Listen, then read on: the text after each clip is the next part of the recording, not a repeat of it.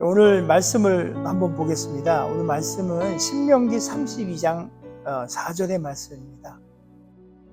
그는 반석이시니 그가 하신 일이 완전하고 그 모든 길이 정의롭다. 진실하고 거짓이 없으신 하나님이시니 공의로우시고 바르시도다. just란 말을 씁니다. 이 정의라는 말이기도 하고요. 바르다는 말도 되기도 하고요. 이 just라는 말이 굉장히 그냥 아주 똑바르다 이런 뜻을 갖고 있는 것 같아요. 그래서 God is just라고 해도 아주 무방합니다. 아무튼 공평 오늘 찬양에도 했죠. 공의하시고 공평하시고 정의롭고 이 모든 것들 하나님의 속성인 건 틀림이 없는 것 같아요.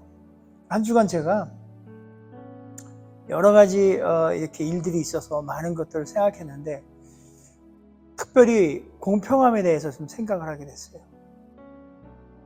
저 밑으로 제가 장남이고 제 밑으로 남동생이 있고 여동생이 있습니다. 어렸을 적에 맛있는 거가 있거나 뭐가 있으면 아버지가 우리들에게 나눠줬어요. 꼭 이런 말을 했어요. 공평하게 나눈다. 그래서 받으면은 저는 늘 이런 생각을 합니다. 안 공평해요, 아버지. 그냥 혼자 말은 못하고. 그 시레이션이라는 게 있어요. 미군 부대에서 이게 미군이 그 전투식량으로 갖고 있는 건데 그것을 뭐 도깨비시장이나 저 어렸을 때 도깨비시장이나 또 이렇게 미군 부대 뒷골목에 뭐 송탄이나 이런데 평택이나 또 동두천이나 이런 데 가면 도깨비시장도 있고, 도깨비시장이 뭐냐면 미국 거 또 외국 거들을 이렇게 파는 데예요. 거기는 달러도 바꿔주고 뭐 그럽니다. 요즘도 있는 것 같아요. 아무튼 거기서 나오는 시레이션, 그러니까 그 미군 군수품이죠. 전투식량을 가져와서 사가지고 오는 것 같아요. 뭐 받아오는 것 같지는 않고요. 그 가져오시면 먼저 동생들에게 좋은 거 일단 이렇게 줘요. 저 모르게. 그러고서 이제 모아서 요거 하나 이렇게 공평하게 요거 하나 이렇게. 그래서 공평한 거예요. 이게 공평하다 그러세요. 절대 공평하지 않죠, 저한테는. 저는 어렸을 때 이런 얘기를 두고 자랐어요. 네가 큰아들이고 장남이니까 동생들에게 양보하고 살아야 된다. 늘 양보를 그냥 하나의 불물류? 뭐 이런 거 같은 걸로 저는 이렇게 두고 살았어요.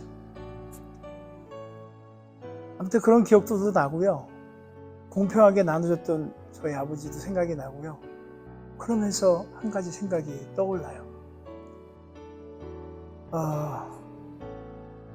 하나님은 과연 공평하신가?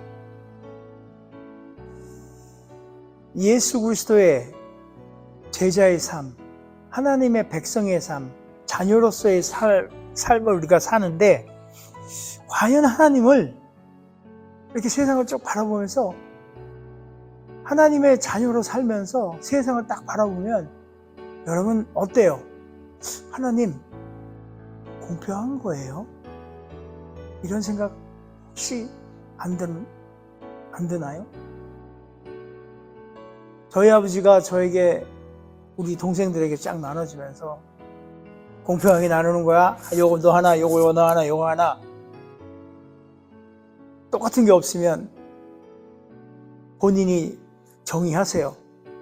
요건 크기가 이렇게 되고 이렇게 되니까 이건 넌 2개, 요거 1개, 이렇게 같은 거야. 공평 이렇게. 하나님은 과연 우리에게 그렇게 공평하신가? 이런 생각을 해보게 됐습니다. 여러분 이 질문이 오늘 말씀의 제목이에요. 하나님 공평하신가? 오늘 이 시간에 여러분과 함께 고민해 보고 싶어요. 하나님은 공평하신가? 말씀을 나누는 중간중간마다 떠오르시기 바랍니다. 하나님 공평하신가?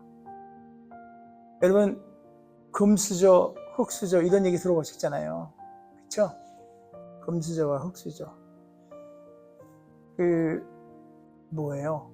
태어날 때부터 금수저가 있고 태어날 때부터 흙수저가 있고 뭐 이런저런 얘기 우리 다 알잖아요. 그죠? 야, 그거 참 우리가 알고 있기로는 사람은 공술의 공수거다 해가지고 빈손으로 태어나서 빈손으로 간다. 글쎄 그것만 빈손의 빈손이잖아요. 올 때도 빈손 갈 때도 빈손. 굉장히 공평해 보여요. 지금 그 얘기를 하는 게 아니고 정말 우리의 삶이 공평한가? 세상을 살 때 시작점부터 공평하냐 이거예요. 시작점부터가 공평한가? 태어날 때부터 어떤 애는 그냥 태어나자마자 이렇게 금수저잖아요. 천부적인 재능을 갖고 태어난 아이들. 이미 가진 것이 많은 아이들. 또 장애를 안고 태어난 아이들. 이거 어떻게 그들이 공평할까요? 여러분 다 알고 있는 거예요. 여러분 스스로를 비춰봐도 이게 공평해? 하나님 정말 공평하세요? 이런 생각이 듭니다. 사전적인 의미에서 공평, 영어로 하면은 equity예요. equity. 일반적으로 모든 사람에게 동일한 기준이 있고 동일한 대우를 하는, 그렇게 적용하는 것을 equity해서 이거를 공평하다고 정의해요. 이제 그거는 아까 얘기했듯이 just 있잖아요. justice. 정의하고 좀 우리가 관계가 있어요. 밀접하게. 공평, equity는 정의로움이에요. 누구에게나 다 이렇게 같은 기준과 대우가 돼야 하니까. 그리고 공평함, 이 공평함, 정의로움, justice, equity. 아주 동일한 기회를 주는 거예요. 그래서 누구나 권리와 책임을 동등하게 존중하는 상태로 정의가 실현되는 상태, 그게 공평한 상태예요. 그러니까 누구에게나 똑같이 적용되는 걸 공평하다고 그래요. 햇빛은 누구에게나 공평합니다. 그렇죠? 그리고 공기, 누구에다 공평해요. 프리해요. 공평하게 프리되죠. 비 역시 마찬가지예요. 우리가 아까도 사용했던 그 비도 역시 우리에게 다 프리로 동일하게 공평하게. 세상에 만들어져 있는 모든 자연은 어느 누구에게나 다 자유롭게 공평하게 주어집니다. 그래서 이런 면에서 볼 때 우리 하나님은 공평한 세상을 만드신 하나님이에요.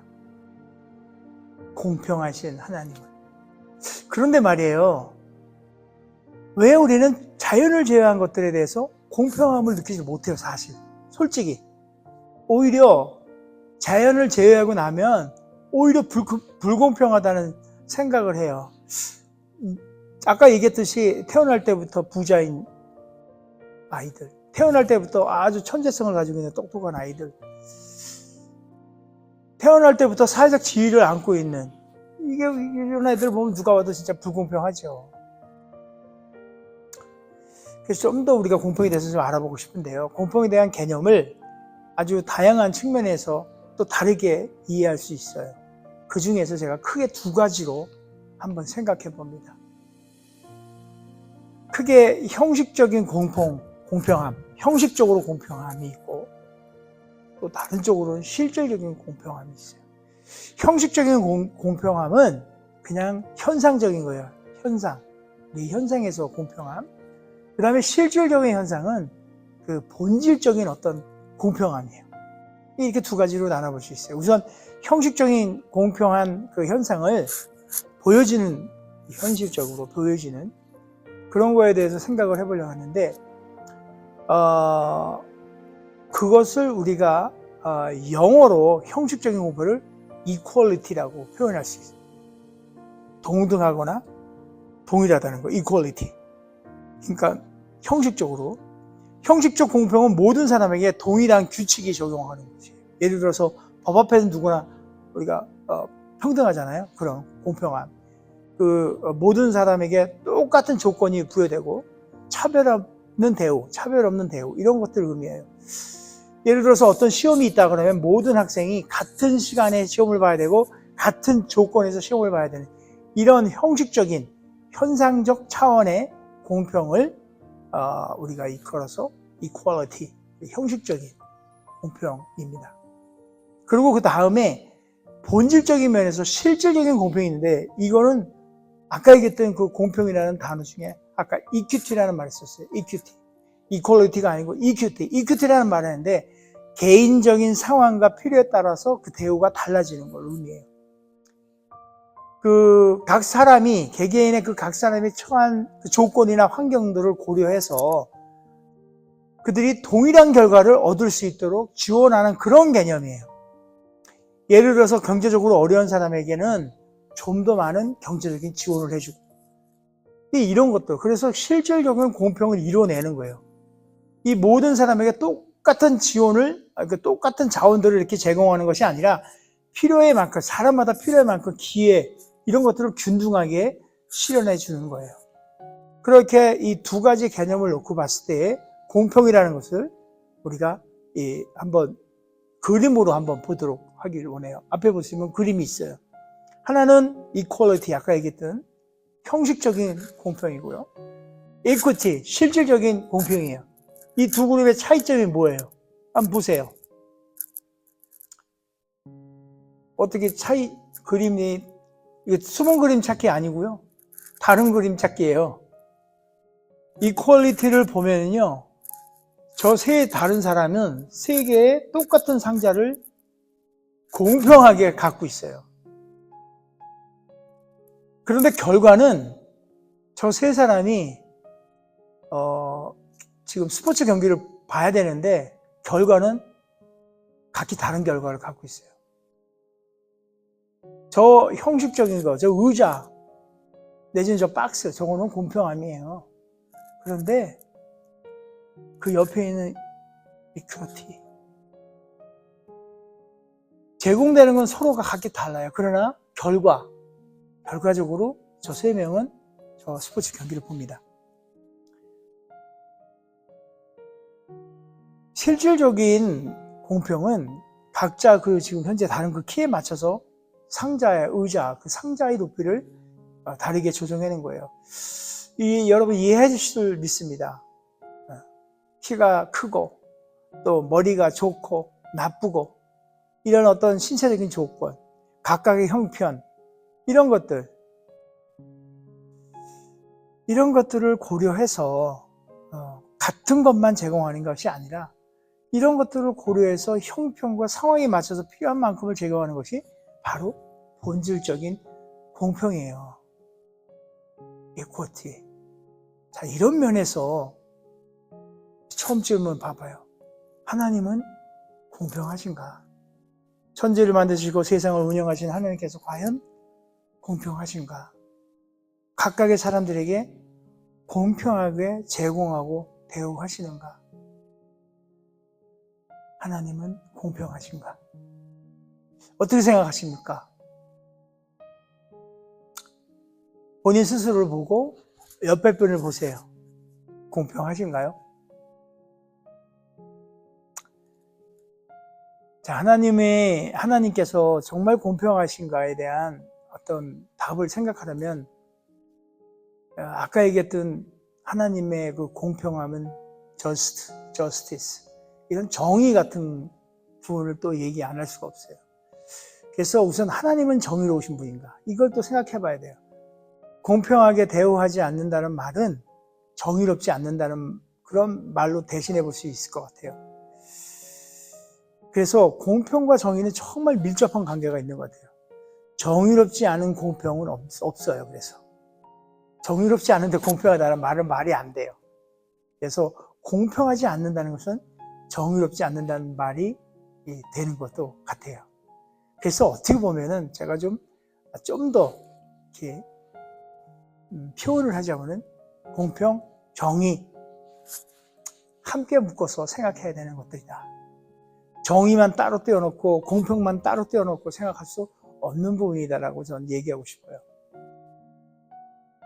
그래서 정의를 생각할 때는 공평함이란 아주 중요한 요소를 뒤로 한 채 생각할 수가 없고, 공평함을 얘기할 때 정의라는 그 귀한 토대를 내놓고 얘기할 수가 없을 것 같아요. 그래서 공평하게 자원을 분배하고 모든 사람에게 동일한 기회를 보장하고, 그 어떠한 법과 제도가 누구에게도 차별되지 아니하는, 그래서 똑같이 그들에게 적용되는 그런 사회가 정의로운 사회인 것입니다. 그런데 말이에요, 모든 걸 다 똑같이 대우하는 것이 항상 옳지 않을 수 있다는 거예요. 각각의 사람들에게 다른 어떤 배경과 또 필요나 기회가 있기 때문이 그래요. 그런 차이들을 고려하지 않으면 오히려 평등, 동등, 이걸 오히려 불평등에 그게 더 심화되지 않느냐는 거죠. 예를 들어서 신체적인 장애를 가지고 있는 그런 사람들에게 똑같은 대우를 한다고 해서 그 대우는 똑같은 대우처럼 보이는 형식적인 공평을 이룰 수 있지만, 장애를 가진 사람들에게는 좀 더 다른 어떤 지원이 필요한 경우들이 많아요. 그걸 우리가 실질적인 어떤 도움이에요. 필요해요. 그래서 만약에 그냥 똑같이 일률적인 걸로 한다 그러면 오히려 불공평한 상황이 더 발생할 수 있는 거죠. 그래서 이제 한 발 더 앞서서, 한 발 더 나가서 공평한 거, 이거와 평등한 거, 이게 좀 우리가 좀 생각을 해봐야 될 것 같아요. 공평은 아까 얘기했듯이 equity, 평등은 equality, 평등, equality, 모든 사람에게 동일하게 되는 거, 동일하게 해서 그림처럼. 또 공평, equality는 모든 사람 그들에게 필요에 맞게 적절한 자원들을 받도록 하는 것. 결국 이렇게 얘기할 수 있어요. 공평, equity는 단순히 모든 사람에게 동일한 것을 주는 것이 아니라 각 사람이 필요한 만큼의 자원을 제공함으로써 실질적인 평등, equality를 이뤄내는 거예요. 자, 두 가지가 다르지만 결국 우리가 추구하고 싶은 것은요, equality가 아니고 equity를 통한 equality를 이뤄내는 거예요. 자, 그렇다면 다시 한번 질문으로 돌아가 볼게요. 하나님은 공평하신가요? 모두에게 기회를 얻을 수 있도록 공평하게 그 기회를 제공하는, 그것이 정의로운 거고요. 그것이 공평한 거고요. 그걸 통해서 평등함으로 이루어지는 거라고 저는 생각을 합니다. 그래서 하나님은 우리에게 똑같은 기회를 주셨어요. 우리에게 개인적인 편차를 넘어선 동일한 기회를 정의로움으로 우리에게 주셨어요.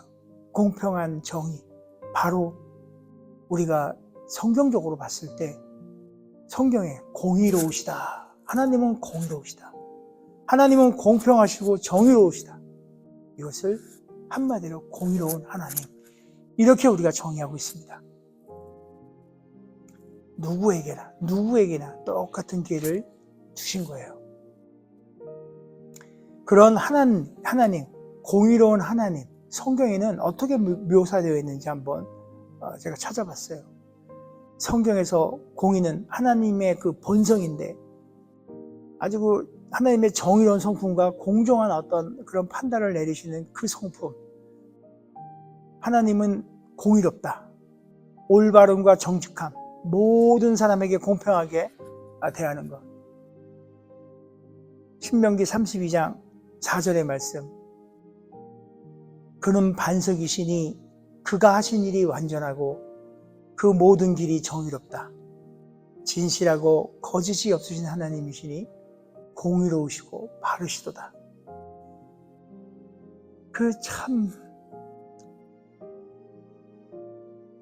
이게 어떻게 받아들여야 될지 모르겠지만요.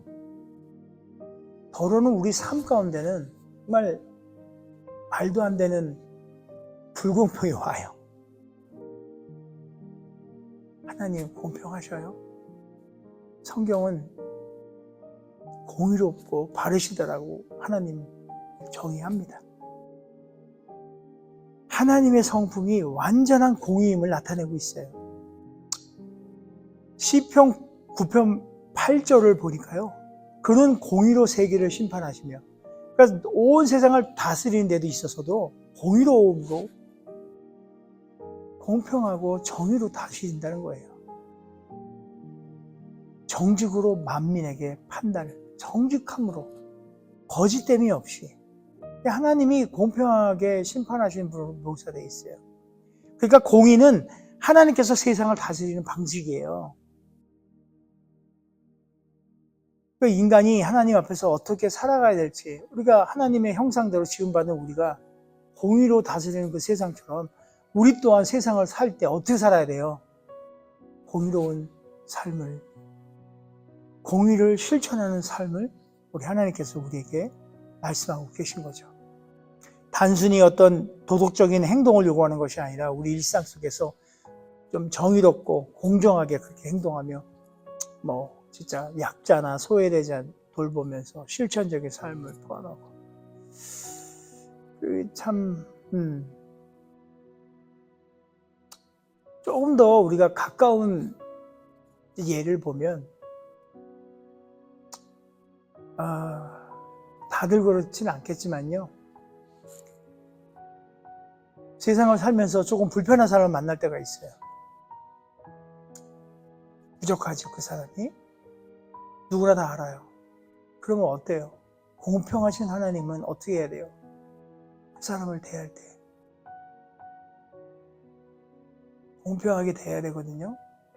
공의롭게. 근데 우리는 더러는 아휴, 더러는 에휴, 세상 다. 근데 그러고 살아요, 사실. 우리 가운데 늘 날마다 순간순간마다 우리 마음대로 판단하고, 우리는 공평을 외치지만 우리 스스로는 공평하지 않고 안타깝습니다. 한 성경을 더 볼게요. 요한일서 1장 9절 말씀이에요. 만일 우리가 우리 죄를 자백하면 그는 미쁘시고 의로우사 우리 죄를 사하시며 우리를 모든 불의에서 깨끗하게 하실 것이요. 이 말씀 참 이것도 대단한 말씀인 것 같아요. 하나님께서 정의롭잖아요. 그런데 아주 뭐라 그럴까요? 단호하세요. 죄 앞에서. 그런데 그 죄인에게도 자비를 베풀 수 있다는 거예요. 하나님은 그냥 공의로운 심판자뿐만 아니라, 분명 맞죠. 그런데 자비와 사랑이 넘치는 분이라는 말씀이에요. 그러니까 우리는 늘 심판자의 모습만 갖고 있어요. 나 혼자의 잣대로, 나 혼자의 어떤 판단으로, 이게 옳은 거야, 저건 나쁜 거야, 저건 안 돼, 이런 식의 어떤 판단을 하고만 그걸로 끝내요. 그래서 내 행동에 나가죠. 그러나 우리 하나님은 그게 아니에요. 이미 죄인인 우리지만, 그러나 그 죄인을 넘어서, 그 공의를 넘어서서 그 정의 위에 자비이신 사랑으로 하나님의 모든 그 인간의 죄의 결과를 통해서 그냥 멸망으로 그냥 이렇게 끝나는 게 아니라 사랑의 그 자비로 구원의 길을 열어놓으셨잖아요. 우리 다 아는 바로 예수 그리스도의 십자가. 그 십자가의 사건을 통해서 그분은 또 다른 길을 열어주시는 거예요. 우리의 그 죄를 용서해 주시기 위해서 독생자이신 예수 그리스도를 보내주셔가지고 그가 우리의 죄를 대신하고 짊어지게 하시고 피 흘리게 하시고, 그렇게 함으로써 우리의 죄가 회복되는, 우리의 죄로 말미암아 끊어졌던 하나님의 이 모든 관계가 다시 회복되는. 그러니까 예수 그리스도를 통해서 공의가 딱 선포되고 그 하나님의 그 속성인 공의로우심이 충족되고, 그러면서 다시 예수 그리스도를 통하여서 우리 죄를 대속해서 우리를 다시금 사망에서 생명의 자리로, 이건 자비잖아요. 이게 사랑이잖아요. 그러니까 공의는 충족됐고 자비가 드러나는 거예요. 하나님의 공의가 죄를 심판하는 거에 그치지 아니하고 죄인을 구원하는 그 자비를 통해서 이제 완성을 시켜버린 거예요. 그게 어찌 보면 기독교 이 신앙의 핵심인 거죠. 그러니까 우리 생각에는 어떻게 보면 공평함이란, 이건 참 단순하게 동등한 대우, 이거라고 우리의 어떤 생각을 갖는다면, 하나님의 그 공평함은 더 높은 차원에서 정의와 사랑이 함께 실현되는, 그것이 공평이에요. 하나님 공평하죠. 그러니까 좀 어렵죠. 우리가 진짜 하기 어려운 것 중에 하나예요. 하나님의 그 공평은 우리가 생각하는 그런 공평이랑 다른 거죠. 간혹 우리가 불행을 겪게 된다면 그때 우리는 우리의 생각으로 딱 생각을 해요. 하나님, 이게 진짜 공평한 거예요. 내가 고난인가 불행 가운데 있다고 생각될 때마다 공평하지 않다고 생각해요. 그런데 분명히 우리가 기억할 게 있어요. 그걸 넘어선 하나님의 사랑을 한번 생각해 보시면은, 그런 기독교 신앙 안에는 고난이나 불행이나 결국 하나님의 뜻과 계획 안에서 그 고난이나 불행 또한 이루어지고 있다는 걸 우리가 알아야 돼요. 더 큰 선을 위한 목적을 갖고 있다는 그 불행을 우리가 볼 줄 알아야 돼요. 그러한 영안이 우리 가운데 있기를 축원드립니다. 이 당장 있는 진짜 이 불편함, 이 속에서 하나님이 공평하지 않다, 우리가 이해할 수 없는 일들이 벌어지는 그 속에서도 하나님은 여전히 공평하시기 때문에, 정의로우시기 때문에, 자비로우시기 때문에 이 모든 것들이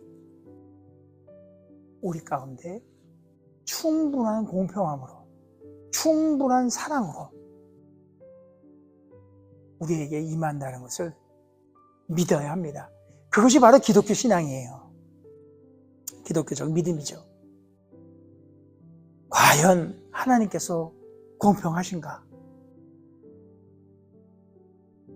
이 질문은 어찌 보면요, 기독교인이나 비기독교인이나, 기독교인들은 하나님이라는 표현을 하겠지만 비기독교인은 신은 공평하냐, 이런 식의 어떤 신앙과 철학적인 면에서 늘 고민을 할 수밖에 없는 그런 어떤 문제가 아닌가, 이렇게 생각을 해봅니다.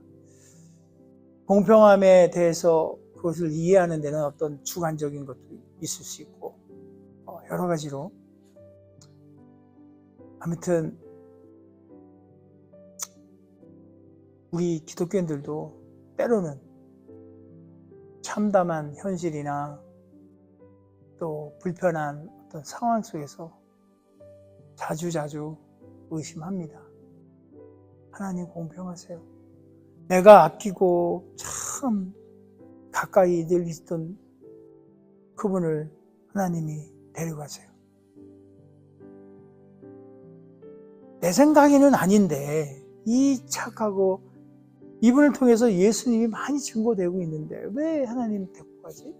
공평하지 않아.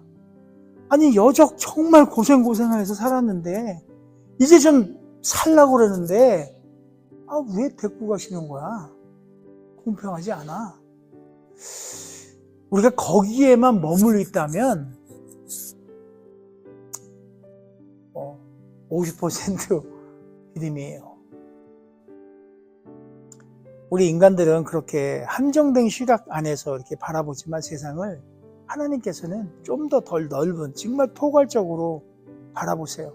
인간들이 이해할 수 없는 그런 진짜 인간의 이해를 초월한 그 계획을 가지고 계신 우리 하나님 기억하십시다. 어찌 보면은 그게요, 이 신앙의 어떤 핵심 포인트예요. 우리가 고백하잖아요. 전지전능하다는 거. 말로만 고백되는 거예요. 그 전지전능도 우리의 머릿속에 생각할 수 있는 우리의 인간적인 한계에 가둬놓은 전지전능인 거예요. 그것이 아닌데.